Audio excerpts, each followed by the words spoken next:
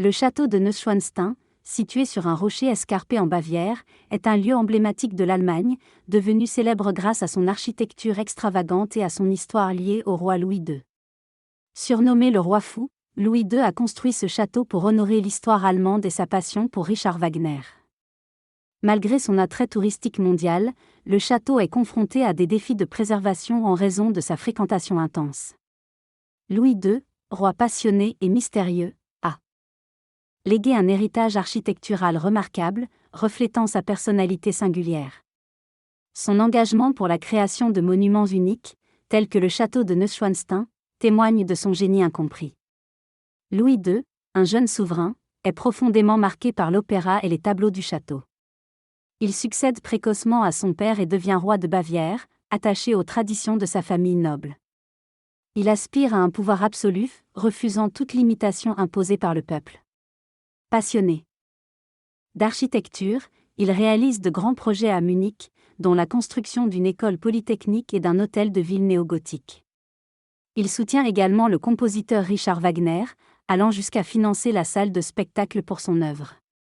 Sa vision autoritaire entre en conflit avec l'évolution politique du XIXe siècle, marquée par l'émergence de la bourgeoisie.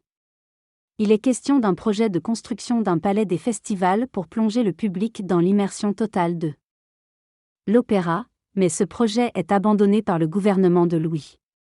En raison d'une certaine manipulation de la part de Wagner, le roi Louis II se tourne vers la construction du château de Neuschwanstein pour rendre hommage à Wagner et à ses opéras. Ce château, unique et inspiré des châteaux médiévaux, symbolise l'amitié entre Louis II et Wagner. Louis II se voit déjà déambuler dans ce château avec son idole, créant ainsi un lieu idéalisé pour l'hébergement de Wagner.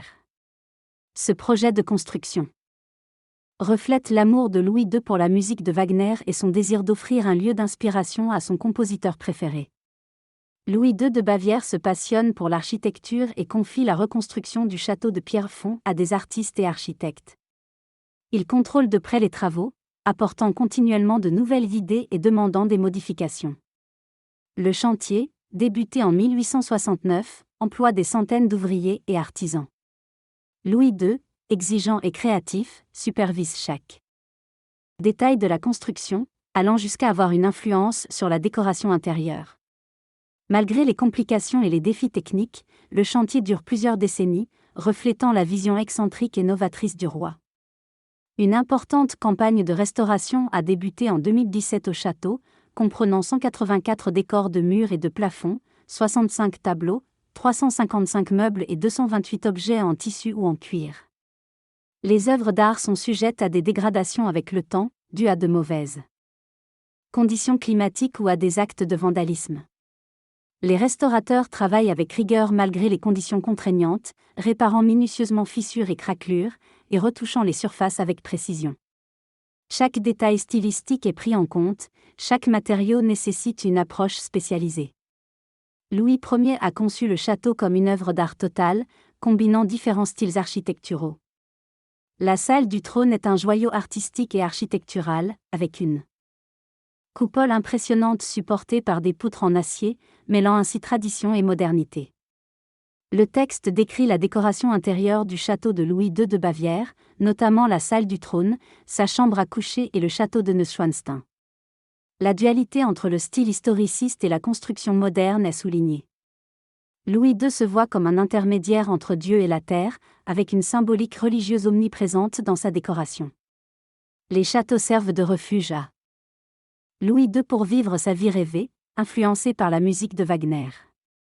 La fin de son règne marque un tournant politique lorsque Louis II reconnaît l'autorité de Guillaume I de Prusse, transférant ainsi la souveraineté de la Bavière à l'Empire allemand naissant, ce qui entraîne une profonde tristesse chez le roi. Louis II, roi de Bavière, trouve son seul refuge et source de satisfaction dans la planification et la conception de son château, Neuschwanstein. Il lutte contre ces contradictions intérieures, attiré par les hommes mais respectueux des conventions de son temps. Il refuse de se marier et préfère se plonger dans son univers fantaisiste. Son château, alliant modernité et confort, témoigne de sa personnalité excentrique.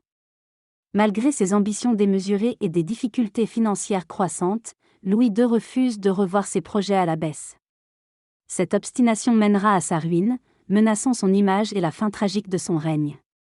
Le roi Louis II de Bavière accumule les dettes en concevant de nouveaux projets extravagants, tels qu'un palais chinois, des petits pavillons et un nouveau château. Malgré des critiques sur son train de vie dispendieux, il poursuit ses plans grandioses, perdant tout sens des réalités. Déclaré aliéné en 1886, il est interné au château de Berg, où il modifie ses habitudes de vie.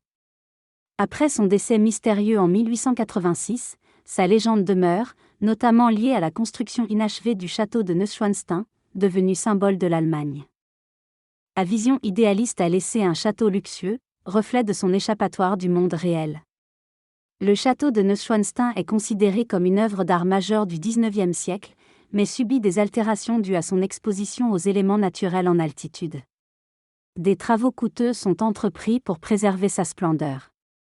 Les visiteurs contribuent à la détérioration en déposant de la poussière, malgré les efforts constants pour maintenir la propreté.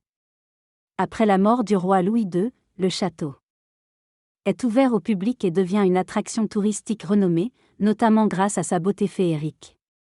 Pendant la Seconde Guerre mondiale, il sert de refuge pour des œuvres d'art pillées par les nazis. Après la guerre, sa renommée internationale s'accroît, et il devient un symbole de l'Allemagne. Walt Disney en est inspiré pour concevoir le château de la Belle au bois dormant à Disneyland. Le château de Neuschwanstein, en Allemagne, est comparé à Disneyland pour son atmosphère imaginative et exceptionnelle. Symbole positif de l'Allemagne, il attire des millions de visiteurs chaque année, malgré un afflux de touristes qui met en péril sa préservation. Le château, envisagé comme patrimoine mondial de l'UNESCO, suscite l'admiration et la diversité des visiteurs du monde entier, offrant une expérience magique et hors du commun. Son mélange de culture, d'art et de folie en font un lieu emblématique où chacun peut s'imaginer la vie de Louis II.